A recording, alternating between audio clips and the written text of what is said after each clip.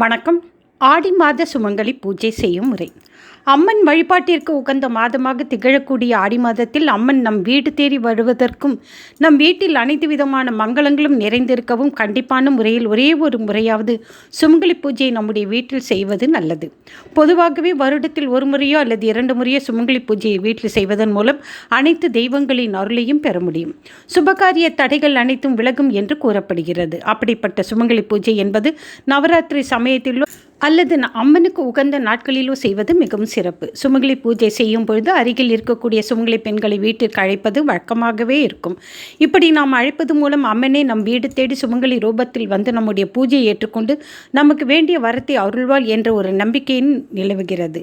அந்த வகையில் ஆடி மாதத்தில் வரக்கூடிய ஞாயிற்றுக்கிழமையன்று மிகவும் எளிமையான முறையில் சுமங்கலி பூஜையை எப்படி செய்வது என்றுதான் இந்த ஆன்மீகம் குறித்த பதிவில் நாம் பார்க்க போகிறோம். சுமங்கலி பூஜை செய்யும் முறை. முதல் நாளே வீட்டை சுத்தம் செய்து கொள்ளுங்கள்.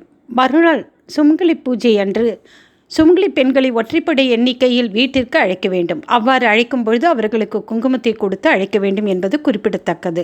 அன்றைய தினம் சுமங்கலி பூஜை செய்வதற்கு முன்பாகவே வீட்டு பூஜை அறையில் இருக்கக்கூடிய சுவாமி படங்களுக்கு சந்தனம் குங்குமம் வைத்து மலர்களால் அலங்காரம் செய்து கொள்ளுங்கள். பிறகு எந்த இடத்தில் சுமங்கலி பூஜை செய்கிறோமோ அந்த இடத்தில் வெற்றிலை, அரசு இலை அல்லது வாழை இலையே இவற்றில் ஏதாவது ஒன்றை இலையை எண்ணிக்கையில் 9 வைத்து அதில் 9 அகல் விளக்குகளை வடக்கு திசை பார்த்து வைத்துக் கொள்ள வேண்டும். அதில் நெய் அல்லது நல்லெண்ணெய் ஊற்றி பஞ்சு திரி போட்டு தயாராக வைத்துக் கொள்ளுங்கள். சுமங்கலி பெண்கள் அமர்வதற்குரிய இடத்திலும் மஞ்சள் தண்ணீரை தெளித்து சுத்தம் செய்து அவர்களுக்கு மணிப்பலகை அல்லது விரிப்பு போன்றவற்றை விரித்து தயாராக வைத்துக் கொள்ளுங்கள். சுமங்கலி பெண்கள் வீட்டிற்கு வரும்பொழுது அவர்களுக்கு முதலில் குங்குமத்தை கொடுத்து தண்ணீரை கொடுத்து அவர்களுக்கு உரிய இடத்தில் அவர்களை அமர வைக்க வேண்டும். அவர்களை அமர வைத்த பிறகு நாம் தயார் செய்து வைத்திருக்கும் 9 விளக்குகளையும் தீபம் ஏற்ற வேண்டும். பிறகு சுமங்கலி பெண்களின் நெற்றியில் குங்குமத்தை வைத்து அவர்களுக்கு மாலை சூட்டி அவர்கள் கையில் வளையல் அணிவித்து அவர்களுக்கு பாத பூஜை செய்ய வேண்டும். அவ்வாறு பாத பூஜை செய்யும் பொழுது அம்மனுக்கே பாத பூஜை செய்வது போல் உணர்ந்து மனதார செய்ய வேண்டும். இவ்வாறு செய்து முடித்த பிறகு திரும்பவும் அவர்கள் நெற்றியில் குங்குமத்தை வைத்து அவர்களுக்கு தீப ஆரத்தி காட்டி அவர்களின் காலை தொட்டு வணங்க வேண்டும். இவ்வாறு எத்தனை சுமங்கலி பெண்களை அழைத்தோமோ அத்தனை பேருக்கும் செய்துவிட்டு அவர்களுக்கு அறுசுவை உணவு விருந்து அளிக்க வேண்டும். கடைசியாக அவர்களின் கையில் தாம்பூலத்தை கொடுத்து வழி அனுப்ப வேண்டும்.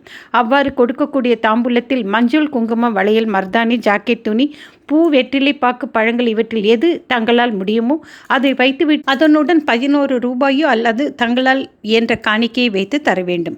இப்படி ஆடி மாதத்தில் ஒரு ஞாயிற்றுக்கிழமை நாம் செய்வதன் மூலம் சுமங்கலி பெண்களின் ரூபத்தில் அம்மனே நம் வீடு தேடி வந்து நமக்கு அனைத்து விதமான வளங்களையும் அருள்வாள் என்ற தகவலை கூறி இந்த பதிவினை நிறைவு செய்து கொள்கிறோம். நம்பினார் கெடுவதில்லை 4 முறை தீர்ப்பு. அம்பிகையை சரண் புகுந்தால் அதை வரம் பெறலாம். நன்றி, வணக்கம்.